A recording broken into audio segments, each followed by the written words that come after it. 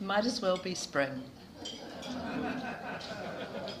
This is a feel-good, what is it? Relentlessly positive Sergeant session. So I hope that loosens up your pockets and really gets you going. And it's a series of questions. So the first question is about the word itself. Is it Old English, Dutch, or German? What do you think? Turns out it's all three.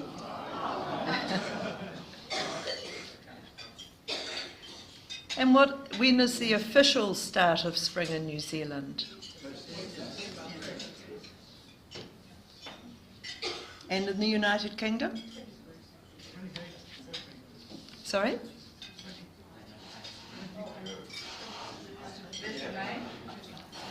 In New Zealand, it's the 1st of September. I think everybody had that right. And I think Johnny had it right, didn't you? The 20th of March? Good on you.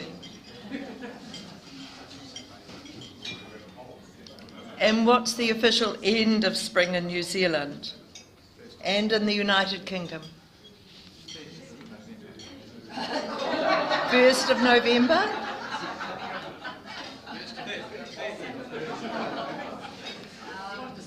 In New Zealand, it's the 30th of November, and in the UK, the 21st of June, which is the winter solstice, our winter solstice. And what is New Zealand's national flower? It's not a kiwi. Kowhai, that's right. And this is a lovely picture I found. What year did the Arab Spring occur? 79? 92? 2014? 13? 2010. There are lots of festivals around New Zealand this spring. I'd like you to just confer with your table and see if you can name a couple. I found 4.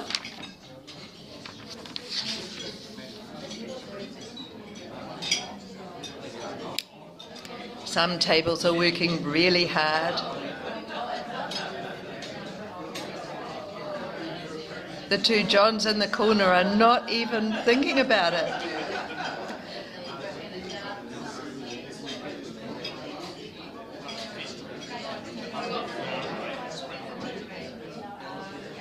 Could I call upon Grant's table to start with some suggestions? Capital Festival. Daffodil Festival, yes, thank you. What about your table, Jane? The Cherry Blossom. Cherry Blossom, lovely. And what about you, Kerry? Was it any festival or just spring? New Zealand Festival, spring festivals. New Zealand Festival, the Jazz Festival, Matariki, and Summer City. Okay. I was actually thinking of spring festivals. Mark, what did your table come up with? There are 2 marks here, so I defer to the other one.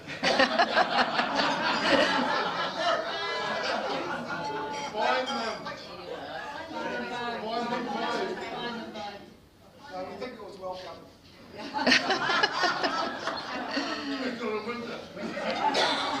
Okay, Lynn, your table seemed to be very, very earnestly discussing this. We thought of the Portuguese sausage. Well, Portuguese sausages, when is it? I didn't come across.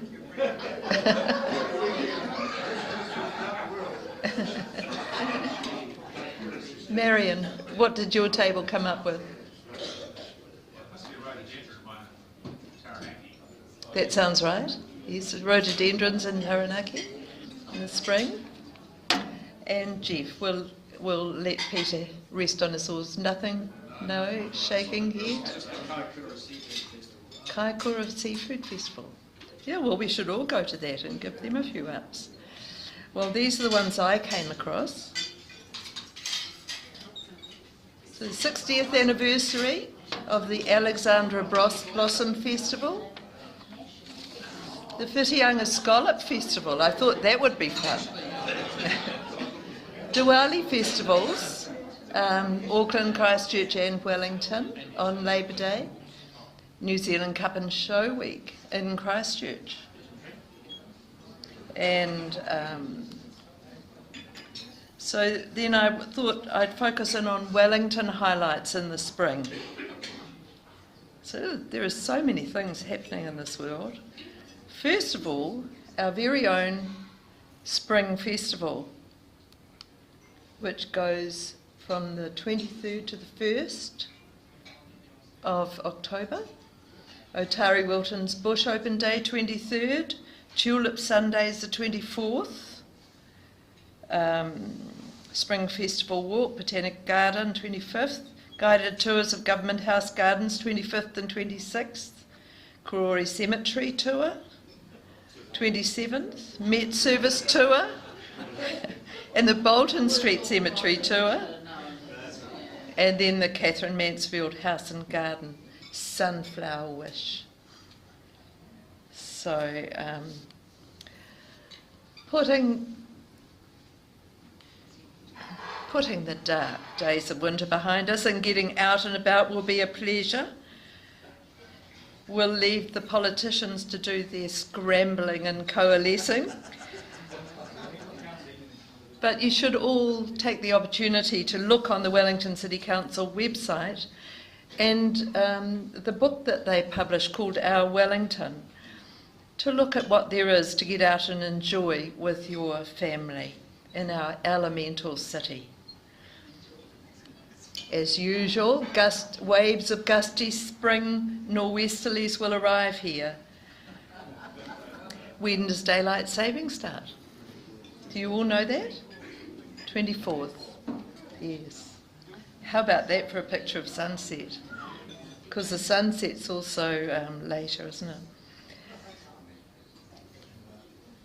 Christmas will follow spring and then summer. Thank you.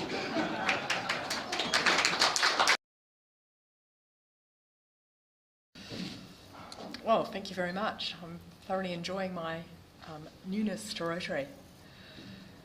Just a little bit about myself. I have a passion and fascination to understand business and then to work with business owners to improve profitability and productivity. And I'm now drawing on my skills from all my career as a director, business consultant and mentor. My career in life have taken a number of various twists and turns. I initially trained in Hawke's Bay as a medical laboratory scientist, majoring in haematology and microbiology. I learned a lot about prioritising work and being fleet of foot when on call and running up and down a large laboratory, managing the expectations that one person can deliver everything instantly. I moved from there to technical specialist in the plastics industry and looked after clients in Australia and New Zealand. That's when I first discovered the joys of business travel. In response to a comment noting that I lacked formal commercial skills, I started some commerce papers and completed initially my CA qualification, governance qualification with Institute of Chartered Secretaries, now Governance New Zealand, and some years later an MBA. I still love hot, fresh bread. Yes, I know it's indigestible, but the smell of experience while I was working at home-style bakeries is just something that's so deeply ingrained. I've had a diverse background in engineering, manufacturing, local government and IT consulting before I was lured back into greenfields manufacturing in Hawke's Bay. It was a start-up for an export pulp processor. It was spawned out of the meat industry restructure in the late 80s and 90s. So I worked for Timona Pelt's Fellmongery, which actually sounds good, but deals with dead sheepskins the day after slaughter. Separates the walls and the pelts, and are processed into soft skins and exported to continue processing into lovely soft leather, using even nastier chemicals than used here. Really good to send it to China, Turkey, and some to France. But that was my first introduction to work that was being done with water cleaning and wetland plantings coming out of an industrial plant. They were well ahead of their time with what we put in back in the 1990s. I became a Wellingtonian in 1997, so hopefully it doesn't take quite as long to be a Wellingtonian as it does to be something like a West Coaster, which I think is about 4 generations. And I had the opportunity as being the Deputy Director of Finance for New Zealand Army. I had the privilege of putting together the East Timor budget deployment. And I got to work with the United Nations in New York during a very cold winter to negotiate the reimbursement. Personal highlights of that were a visit to Twin Towers and the hour I spent skating on the frozen pond in Central Park. Truly memorable highlights of a very busy but productive trip.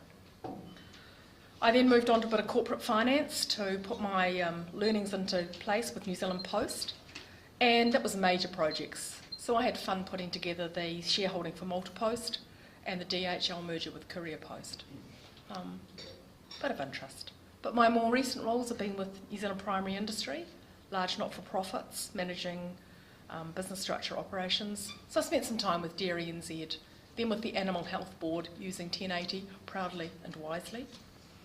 And then the merger of that into NATE, TB Free to form Osprey, which was a significant focus on how to do more with less being in the not-for-profit sector. Alongside these roles were my community involvement. I spent some time working with Wellington Regional Asthma Society and Asthma New Zealand. Spent a number of years as Treasurer of Wellington Youth Orchestras, leading to roles with Governance New Zealand and my current role as Chair of Women on Boards, which is promoting the equality of opportunity for women, and as a trustee for Winston Churchill Memorial Trust, granting fellowships that assist people from all walks of life to do some exploratory work overseas and then bring it back with their learnings to the local community. I enjoy being active, and a personal highlight in 2007 was when I took the opportunity with 7 others, and we chartered a yacht in Ushuaia. We sailed across the Drake and spent some time down the side of Antarctica, climbing and kayaking along the peninsula, before we came back to South America and did a bit more hiking. I've also kayaked around Kandavu in the southernmost island in the Fijian group, with a group of Wellington kayakers and being hosted by the villagers in our own tents, and returning the hospitality through donated gear and some books. The biggest mystery to the islanders was why? Just because we can was the most strange answer to them. I've got a keen interest in photography, and over the years I've invested skills in developing this. I'm particularly interested in people, low light and wildlife. But trail cycling is a better mix with a camera than kayaking.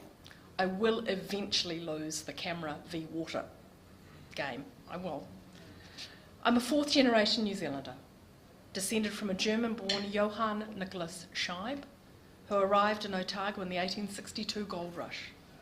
He was a butcher, and after a stint as a prospector, he realised that servicing the needs of miners was actually a better way to make a living. He chose the liquor trade.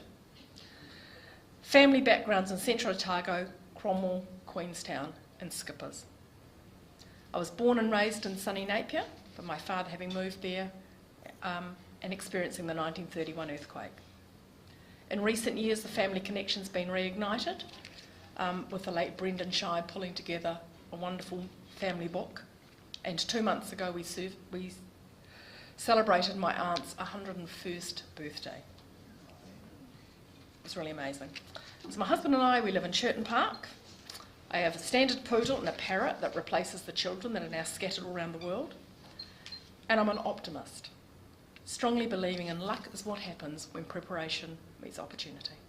Thanks.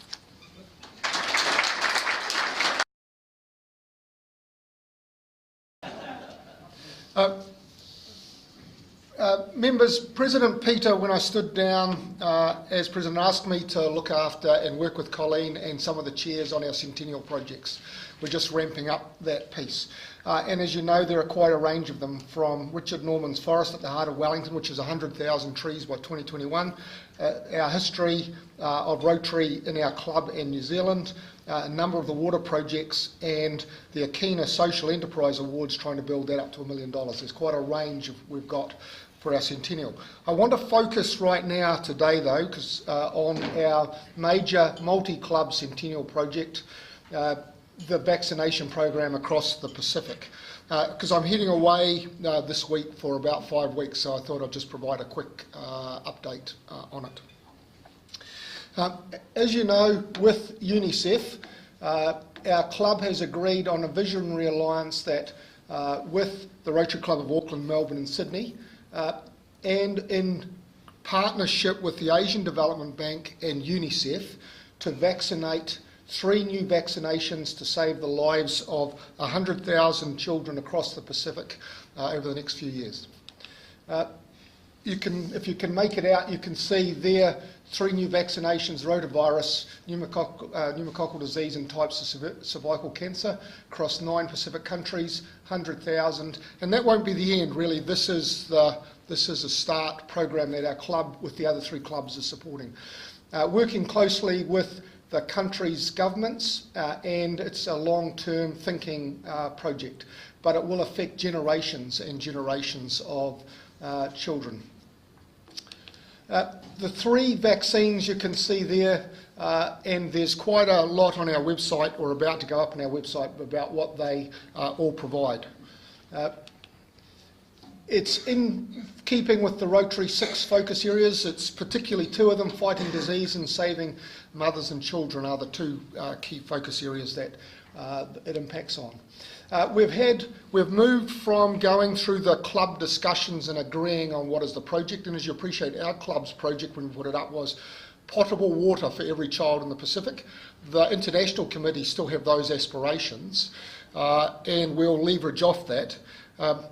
When we got together as the 4 clubs and it went through the 4 boards, we agreed on Sydney's one, which was this vaccination program in conjunction with UNICEF and the Asian Development Bank.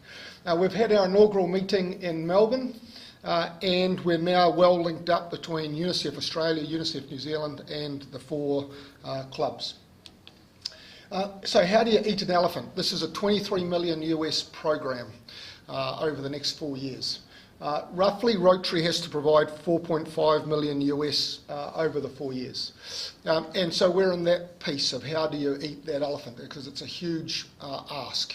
But it's simple when you boil it down, that giving $45 will immunise 1 child, and you can see there if you multiply it by 100 or by 1,000, you can get the scale of being able to do this, and we're not alone. And we are then, and you can see this Friday, we are making a pitch, a Rotary pitch at the Rotary Institute, where the next 3 generations of district governors are there. So Anand is presenting a club pitch, or his own, but supported by our club, on the governance within Rotary within New Zealand. We are making a pitch to the current district governors, the district governors elect and the district governors nominee, about getting every Rotary club behind this to be able to deliver the funding that's required for this. So it's a really ambitious, but it's of that 23 million US, the Asian Development Bank have already committed round about 20 million US. So we are playing, and then we'll be able to leverage off the sweep on this project, knowing it'll never really stop. But it's a fantastic way to celebrate our centennial by vaccinating 100,000 children, making a difference to multi-generations with their lives across 9 countries.